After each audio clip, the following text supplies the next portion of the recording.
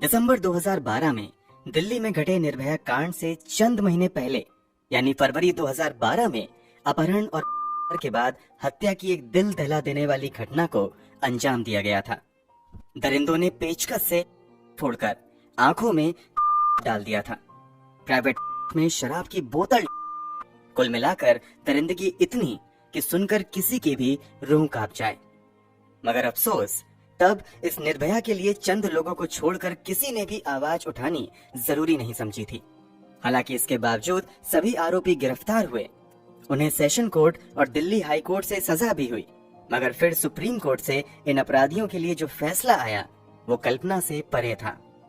तो आखिर ये पूरा केस क्या था? आरोपी कौन थे? आरोपी को क्या सजा हुई थी? इस केस पर सुप्रीम कोर्ट का क्या फैसला आया था? सुप्रीम कोर्ट के उस फैसले का आधार क्या था? और फिलहाल आरोपी किस हालात में और कहां है? चलिए जानते हैं सब कुछ इस वीडियो में। तो चलिए अब कहानी शुरू करते हैं। यहाँ हम किरण नेगी अपहरण और हत्याकांड की बात कर रहे हैं। बात 9 फरवरी 2012 की है। दिल्ली के कुतुब विहार के फेज 2 में कुंवर सिंह नेगी नाम के व्यक्ति अपने पूरे परिवार वालों के साथ रहते थे। वैसे तो कुंवर सिंह मूल रूप से उत्तराखंड के थे, मगर काम के सिलसिले में दिल्ली में रहा करते थे। कुंवर सिंह नेगी बेहद गरीब थे तथा बतौर सिक्योरिटी गार्ड के तौर पर काम करते हुए अपने परिवार का भरण पोषण करते थे। इन्हें बतौर सिक्योरिटी गार्ड काम करते हुए एक लंबा अरसा बीत चुका था, मगर अब 2012 के आसपास ये सिक्योरिटी गार्ड की नौकरी छोड़ने का मन बनाने लगे थे, क्योंकि परिवार की बड़ी बेटी जॉब करने लगी थी। इस बेटी का नाम था किरण नेगी। घटना के समय किरण की उम्र 19 साल थी। किरण नेगी पढ़ाई लिखाई में बचपन से ही काफी तेज थी और पढ़ाई खत्म करने के बाद इसने एक कंपनी में जॉब भी ज्वाइन कर ली थी। किरण का ऑफिस उसके घर से महज कुछ ही दूरी पर था और वो लगभग 20 मिनट पैदल चलकर ऑफिस से घर और घर से ऑफिस पहुंच जाया करती थी। रोज की तरह 9 फरवरी 2012 को भी किरण नेगी ऑफिस जाती हैं, मगर आज उसे ऑफिस से घर आते हुए थोड़ी देर हो जाती है। रात के लगभग 9 बज चुके थे, मगर किरण अब तक घर नहीं लौटी थी। किरण को भी पता था कि अगर उसे घर लौटने में थोड़ी देर और हुई तो परिवार वाले ज्यादा परेशान हो जाएंगे, इसलिए वो अपनी 2 और सहेलियों के साथ तेजी से कदम बढ़ाते हुए अपने घर की तरफ बढ़ने लगती है।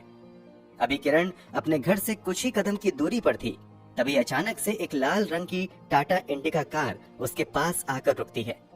अभी ये तीनों लड़कियां कुछ समझ पाती उससे पहले ही कार से 2 लड़के उतरते हैं और अचानक से किरण को एक झटके में खींचकर कार के अंदर डाल लेते हैं। एक राहगीर की नजर इन लड़कों पर पड़ती है और वो इन लड़कों को रोकने की भी कोशिश करता है, मगर वो राहगीर नाकाम हो जाता है और वो लड़के किरण नेगी को अपनी कार में लेकर फरार हो जाते हैं। अब किरण की दोनों सहेलियां भागती हुई किरण के घर जाती हैं और इस घटना की जानकारी उसके माता पिता को देती हैं। बेटी की किडनैपिंग की खबर पाते ही किरण नेगी के पिता भागते हुए पास के छावला थाने जाते हैं। कहने को तो दिल्ली पुलिस आपकी सेवा में सदैव तत्पर रहती है, मगर उस रात जब किरण नेगी के पिता बेटी के गायब होने की खबर लेकर छावला थाने जाते हैं तो पुलिस ये कहते हुए उन्हें वापस करने की कोशिश करती है कि फिलहाल थाने में मामले की जांच पर जाने के लिए कोई गाड़ी ही नहीं है। हालांकि इसके बावजूद किरण के पिता थाने में रुककर पुलिस वालों से गुहार लगाते हैं और मामला दर्ज करने की अपील करते हैं। तब जाकर पुलिस वाले शिकायत दर्ज कर मामले की जांच शुरू करते हैं। अगर पुलिस ने खबर मिलते ही तत्काल ही एक्शन लिया होता तो शायद किडनैपिंग में इस्तेमाल की गई कार को चंद घंटों में पकड़ा जा सकता था, मगर पुलिस के लेट लतीफी की वजह से काफी समय बीत जाता है। मगर पुलिस वालों को ना तो उस लड़की के बारे में और ना ही किडनैपिंग में इस्तेमाल की गई कार के बारे में कोई जानकारी हाथ लगती है। हालांकि इस घटना के कई घंटों बाद जब पुलिस पर दबाव बढ़ने लगता है तो पुलिस अपनी जांच तेज करती है। शुरुआती जांच में पुलिस वालों के सामने आता है कि कुछ लोगों ने लाल रंग की टाटा इंडिका कार को हरियाणा की तरफ जाते हुए देखा है। कुछ सीसीटीवी फुटेज से भी ये बात साफ हो जाती है कि लाल रंग की कार हरियाणा की तरफ जाती हुई दिखाई दी है। इसी आधार पर पुलिस वाले अपनी जांच आगे बढ़ाते हैं। जांच के क्रम में पुलिस वालों को लाल रंग की वही इंडिका कार मिल जाती है और इस कार के साथ 26 साल का राहुल कुमार नाम का एक लड़का भी पुलिस की पकड़ में आता है। पुलिस वाले सबसे पहले राहुल कुमार को अपनी हिरासत में लेते हैं और फिर पूछताछ का सिलसिला शुरू होता है। पूछताछ में राहुल बहुत जल्द एक हिला देने वाला खुलासा करता है। वो बताता है कि इस कांड में उसके साथ उसका एक भाई रवि तथा एक दोस्त विनोद भी शामिल हैं। घटना के बारे में जानकारी देते हुए राहुल बताता है कि इन तीनों ने पहले किरण को किडनैप किया और फिर उसे लेकर हरियाणा के रेवाड़ी जिले के रोधाई गांव में लेकर गए, जहां उसके साथ तीनों ने बारी बारी से किया और फिर उसे मरने के लिए पास के ही एक सरसों के खेत में छोड़ दिया।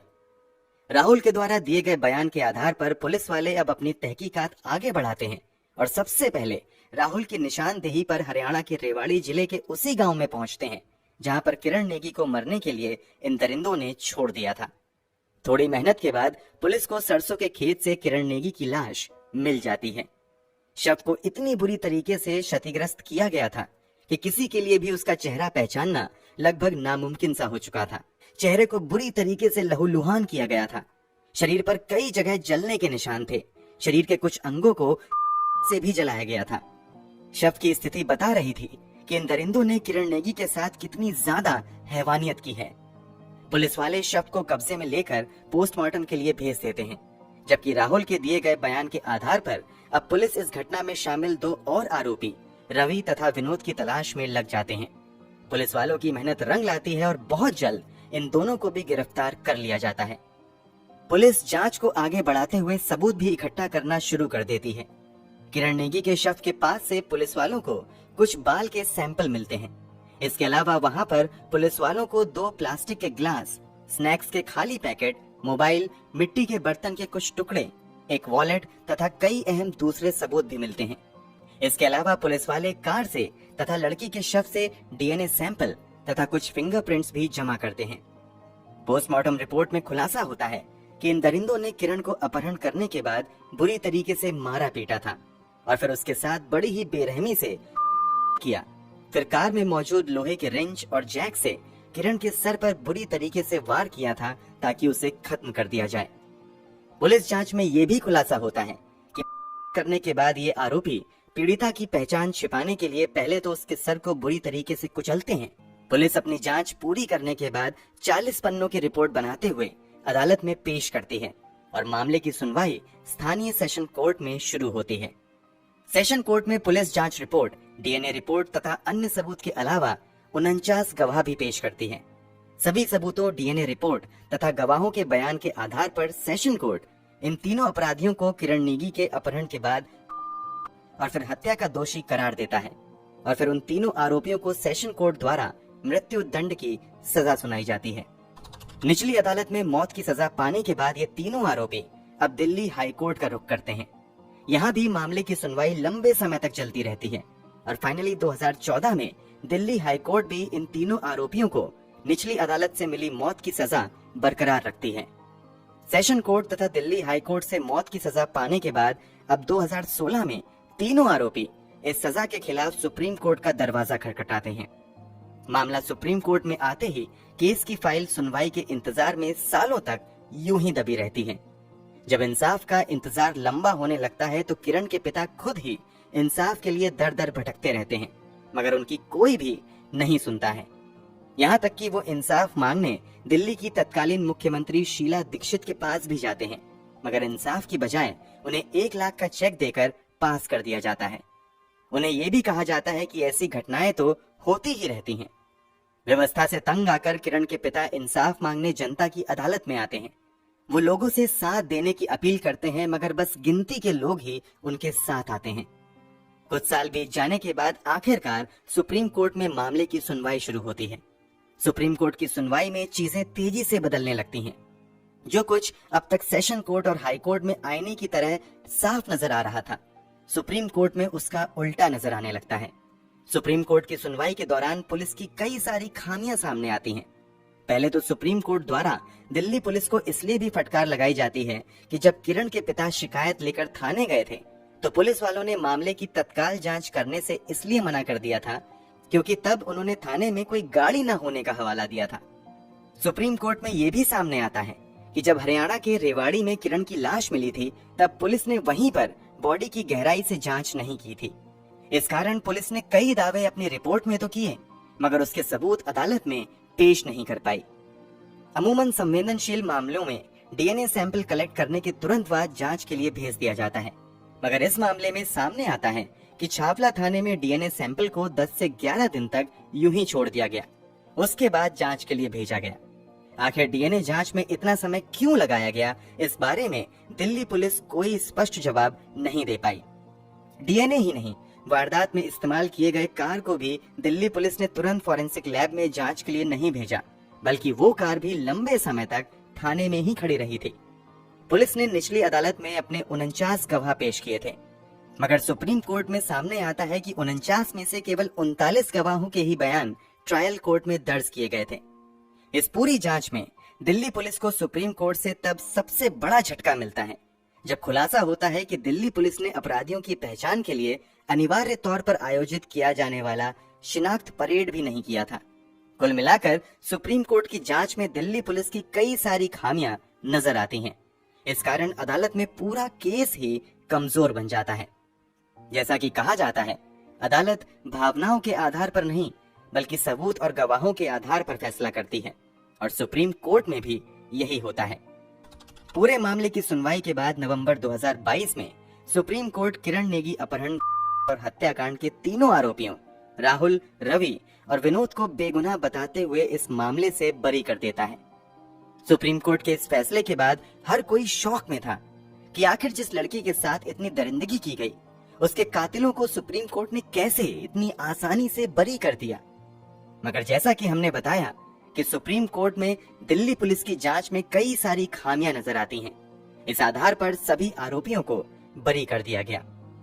सुप्रीम कोर्ट में यह भी सामने आता है कि पुलिस ने जिस कार का इस्तेमाल किडनैपिंग में होने का दावा किया था, उस कार की नंबर प्लेट की पहचान करने के लिए दिल्ली पुलिस एक भी गवाह अदालत में पेश नहीं कर पाई।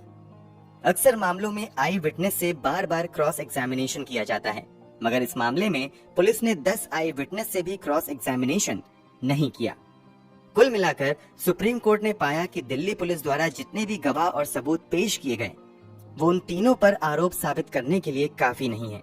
पुलिस एक भी सबूत से आरोपियों का डायरेक्ट कनेक्शन साबित नहीं कर पाई। सुप्रीम कोर्ट के इस फैसले की काफी आलोचना भी हुई और सुप्रीम कोर्ट में पुनर्विचार याचिका भी दायर की गई, मगर वो याचिका भी खारिज हो गई और फिलहाल अब तीनों आरोपी इस मामले से बरी हो चुके हैं। इस फैसले के बाद दिल्ली पुलिस पर भी सवाल उठने शुरू हो गए कि मान लिया कि इन तीनों ने इस अपराध को अंजाम नहीं दिया, तो आखिर किरण के साथ इतनी बड़ी दरिंदगी किसने की? किरण का गुनहगार कौन है? इसका जवाब आज तक नहीं मिल पाया। शायद किरण को कभी इंसाफ भी नहीं मिल पाएगा। दोस्तों, सुप्रीम कोर्ट के इस फैसले पर आपकी क्या राय है? कमेंट बॉक्स में जरूर बताएं। अगर आपको हमारी मेहनत पसंद आई हो तो इस वीडियो को लाइक करते हुए शेयर भी करें। अगर आपने अब तक इस चैनल को सब्सक्राइब नहीं किया है तो जाने से पहले जल्दी से चैनल को सब्सक्राइब कर बेल आइकन दबा लीजिए। क्राइम की दुनिया से जुड़ी ऐसे ही सच्ची कहानियों के लिए बेल आइकन दबाकर नोटिफिकेशन भी जरूर ऑन कर लें। धन्यवाद।